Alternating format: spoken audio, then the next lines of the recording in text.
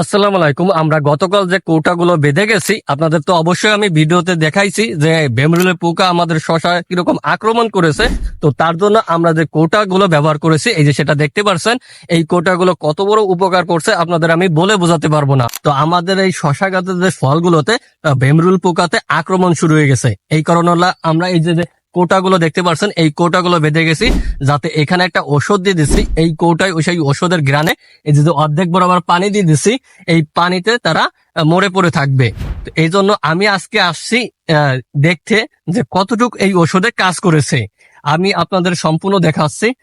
এই দেখো কিরকম ওষুধে কাজ করছে। ওই যে নিচের সাইডে দেখতে পাচ্ছেন, নিচ বরাবর ওইখানে পড়ে মরে আছে এই যে সব বেমরুল পোকা। এগুলো আমাদের ফলগুলোতে আক্রমণ করতো, মানে ওই যে ফুটো করে দিত, পোকাতে পরে পচে যেত ফলগুলো। এই জন্য আর কি এই টবগুলো আমরা প্রতিটা সারিতে 10 হাত দূরত্ব রেখে বজায় রেখে এইগুলো আমরা বেঁধে দিচ্ছি, যাতে এই পোকাগুলো এখানে পড়ে মরে যায়, যাতে আমাদের ফলগুলো আর নষ্ট না করে দিতে পারে।